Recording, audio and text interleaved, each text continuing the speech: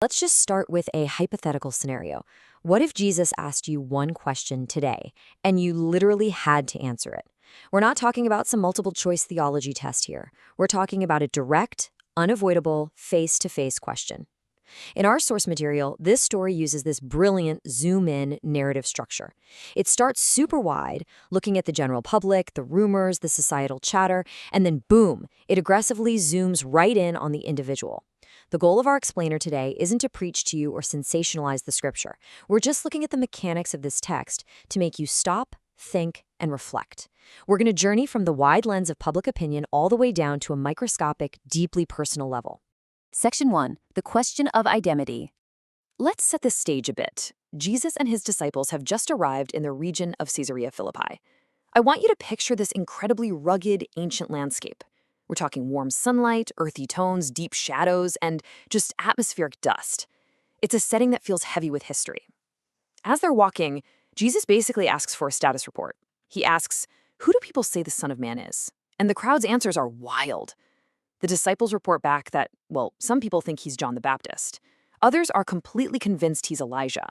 Still others say Jeremiah, or maybe one of the ancient prophets brought back to life. I mean, these are massive, historically significant figures. The public is desperately trying to fit him into this pre-existing box of historical greatness. But then, the narrative totally pivots. He pushes all of those grand rumors aside and asks a much more personal question. But who do you say that I am? Imagine the music completely fading out right here. It's a moment of absolute silence. Notice that huge emphasis on the word you. He's not asking what their parents think or what the religious leaders think. He isolates his inner circle and demands a personal verdict.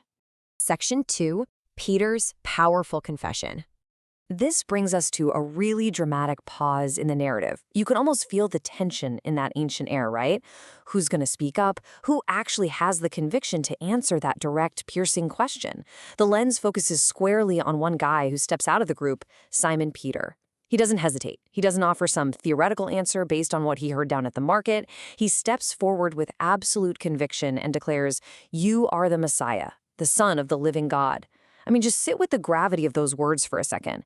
This isn't just a compliment. It is a massive, worldview-altering declaration. Peter is essentially saying, you aren't just a resurrected prophet or a really good teacher. You are the anointed one, directly connected to the living God.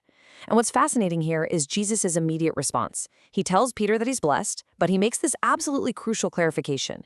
He tells Peter, hey, you didn't figure this out using human logic. This wasn't revealed by flesh and blood. Actually, this specific realization was revealed to Peter directly by the Father in heaven. So Peter's profound declaration of Jesus' identity, it came straight from a divine source. Section 3. Peter as the rock. Now, Jesus doesn't just say thanks and move on.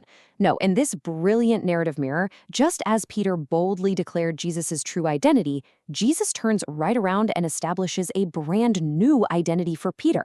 He shifts the entire conversation to establish a new physical, earthly foundation based entirely on what Peter just confessed. He gives Simon a new name, Peter, which literally means rock. And this right here is our core focus today. Think about the ancient world for a second. A rock wasn't just a stone, it was the ultimate symbol of immovable endurance.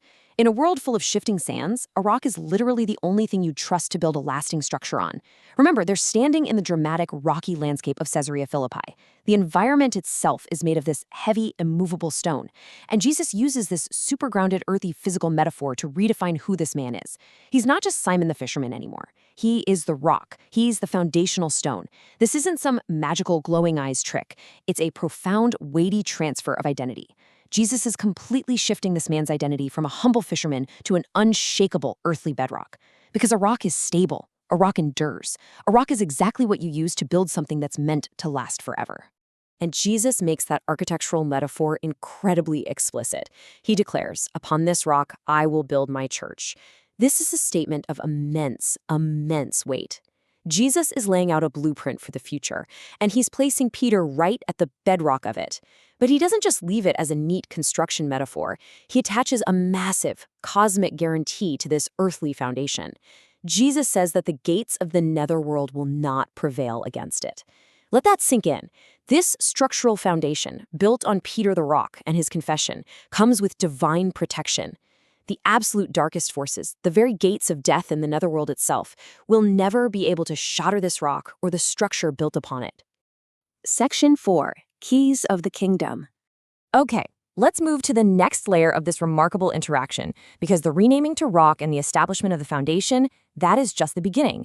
Jesus then moves into this series of specific, immense metaphors of authority that he hands directly to Peter right then and there. Imagine ancient heavy metal keys illuminated by a warm golden light. Let's unpack this staggering sequence so we know exactly what Peter is being handed. First, a new name, rock. Second, he's designated as the foundational stone of the church.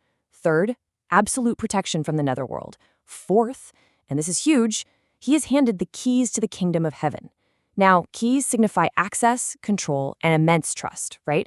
You don't hand the keys to your house to just anyone. You hand them to the person you trust to manage the whole estate.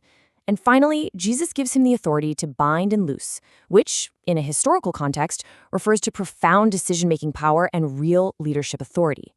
But here's the twist. After handing over all this staggering cosmic authority, the text gives us a fascinating cliffhanger. Jesus' final instruction to his disciples in this passage is a strict command to keep his identity as the Messiah a total secret. He literally tells them, don't tell anyone.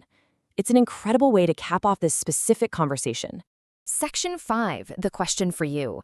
So, we've looked at the ancient landscape, we've looked at the crowds, we've totally analyzed Peter's confession, his incredible renaming as the foundational rock, and the astonishing authority he was granted. But the VERACOSM source material we're studying today insists that this text isn't meant to just stay trapped in the first century. The narrative structure actually breaks the fourth wall. It pulls this historical text directly out of the ancient world, expands it past a cosmic horizon, and places it squarely in front of you, the modern viewer. Centuries later, the dust has completely settled on Caesarea Philippi, but the core issue? It remains exactly the same. The text forces us to look past what the crowds say, past what the history books say, and way past public opinion. But who do you say Jesus is? Just as Jesus isolated his disciples and demanded a personal verdict, this historical text demands the exact same thing from the reader today. It's the ultimate question that shifts this from an ancient historical recount to a profoundly personal reflection. And honestly, that perfectly encapsulates the mission of our source material today. Explore, learn, transform. We explore the text, we learn the historical and structural weight of moments like Peter being named the rock, and we allow those profound questions to really transform our own perspectives. So, what is your answer to that final provocative question?